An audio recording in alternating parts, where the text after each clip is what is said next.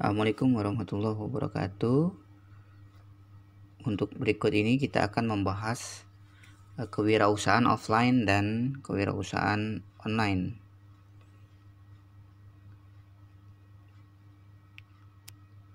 Kemampuan yang diharapkan dalam materi kali ini adalah bagaimana memahami pengertian konsep wirausaha baik secara offline maupun secara online. Kemudian indikatornya adalah kita dapat menjelaskan pengertian kewirausahaan offline dan online itu sendiri, serta objek studi kewirausahaan, hakikat kewirausahaan itu sendiri, kemudian sikap dan kepribadian serta motif kewirausahaan.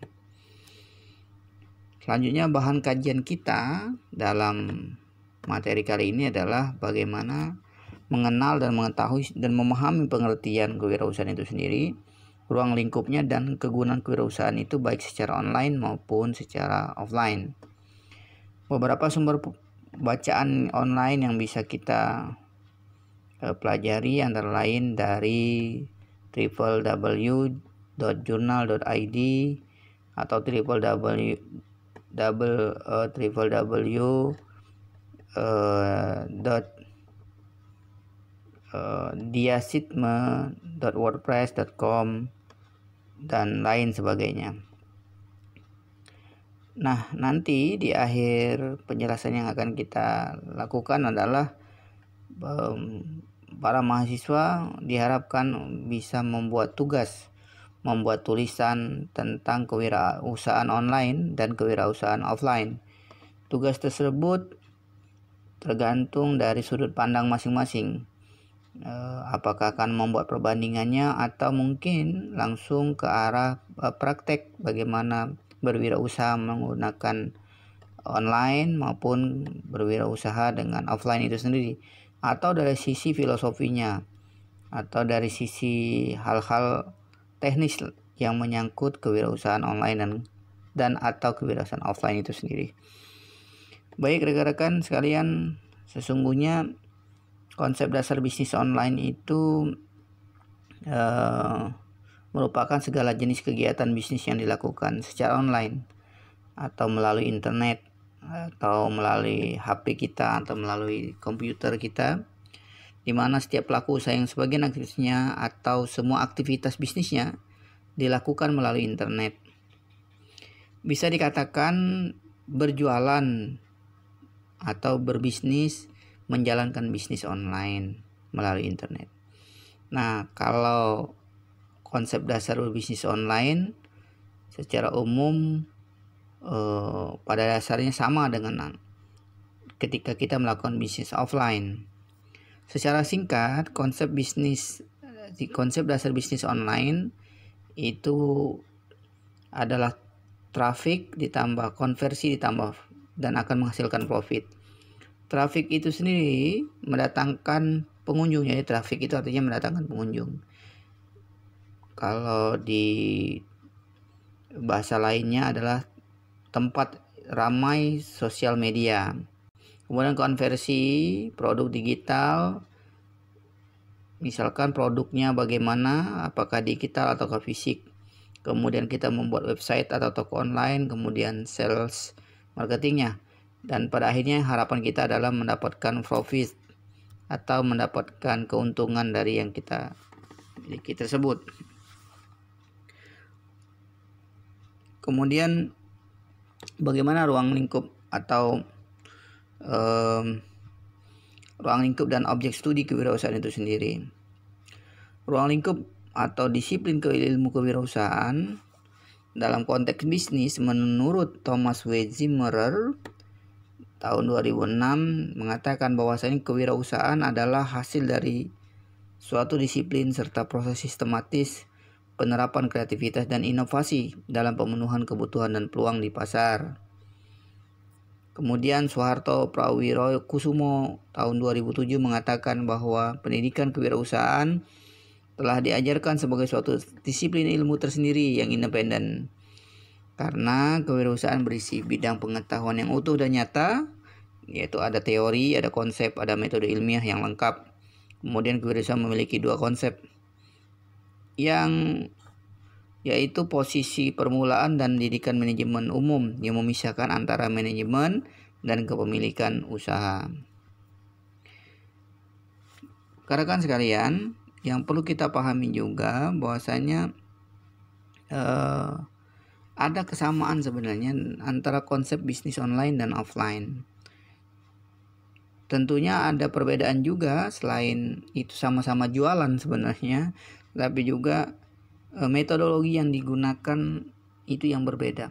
Kalau kita secara online, yang kita jualkan, yang kita dagangkan, atau yang kita jadikan contoh adalah barang berupa gambar atau berupa video. Tetapi kalau kita menjual secara offline, maka yang kita berikan contoh barang, produknya itu harus secara fisik terlihat, atau bisa disentuh, atau bisa dirasakan oleh indera kita masing-masing. Nah, bisnis dan pemasaran online itu setidaknya dapat dibagi 3, yaitu kalau yang pertama adalah berjualan di akun situs marketplace dan sejenisnya. Yang kedua, berjualan di akun sosial media, misalkan WA, Facebook, Instagram, Twitter, dan lain sebagainya. Kemudian memiliki website dan toko online sendiri. Ya, bisa bentuknya juga landing page, juga merupakan bagian dari website atau toko online sendiri. Dalam bisnis dan pemasaran offline atau konvensional, setidak-tidaknya secara garis besar dibagi 3. Secara konvensional atau offline itu berjualan di pasar dan pusat perbelanjaan. Pasti kita berjualan kalau secara offline adalah di pasar atau di mall-mall, tempat keramaian. Yang kedua, kemudian yang ketiga adalah membangun sebuah toko, atau kita membuat toko sendiri atau perkantoran sendiri, sehingga kita bisa menjualkan produk-produk kita secara offline, secara langsung. Nah, rekan-rekan sekalian, sebenarnya dalam bisnis online dan bisnis offline ini sama-sama mencari keuntungan. Tinggal metodologi yang digunakan. Kalau ditanya mana yang lebih mengeluarkan biaya lebih sedikit dalam hal pemasaran, maka sebenarnya bisnis online itu memerlukan sedikit biaya untuk melakukan pemasaran. Hanya saja memang itu diperlukan skill yang agak lebih banyak, komprehensif, karena kita harus menguasai komputer, kita harus menguasai bagaimana memposting sesuatu atau membuat video atau mengambil gambar yang baik dan lain sebagainya. Baik, saya kira ini yang harus kita pahami bersama tentang perbedaan ataupun persamaan di dalam bisnis online maupun di dalam bisnis offline. Karena ada juga kekurangannya di dalam bisnis online ini, yaitu yang pertama, kalau dengan marketplace itu orang yang mau beli itu kadang-kadang nggak percaya, agak kurang percaya terhadap penjual, karena bisa saja si penjual itu menipu calon pembeli atau sebaliknya. Kemudian kalau melalui media sosial memiliki kekurangan dari segi pembeli, karena umumnya pengguna sosial media ingin bersosialisasi dan bukan untuk berbelanja.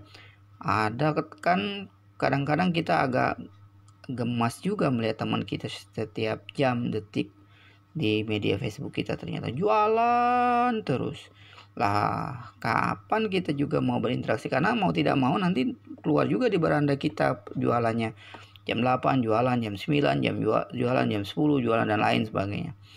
Yang ketiga, membangun website memiliki kekurangan pada tingkat kesulitan memasarkan produk, karena pengunjung tidak datang dengan sendirinya di website kita.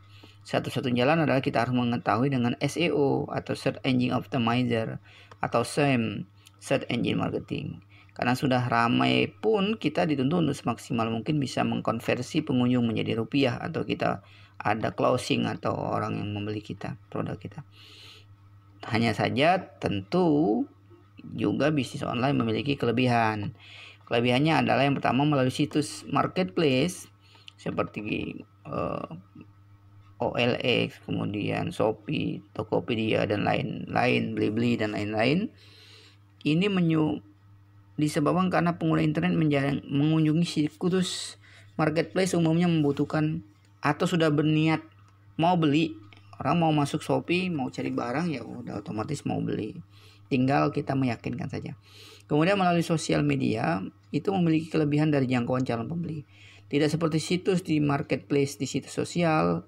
Di situs sosial media terdapat berbagai user dengan motif bermacam-macam di dalamnya. Karena jumlahnya yang sangat banyak, hal ini bisa dijadikan pasar potensial untuk memasarkan produk. Kemudian yang ketiga adalah website memiliki kelebihan pada sisi brand image. Kalau kita punya perusahaan co.id, kemudian itu akan membuat kepercayaan dari pengunjung bahwasanya memang toko kita, perusahaan kita itu sangat kompatibel atau mempunyai kapasitas dalam menjual produk itu.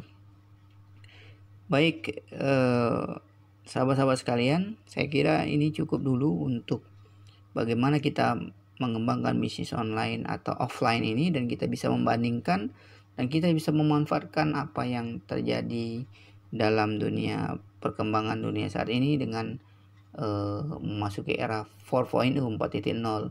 Artinya kita harus menguasai teknologi. Demikian. Assalamualaikum warahmatullahi wabarakatuh.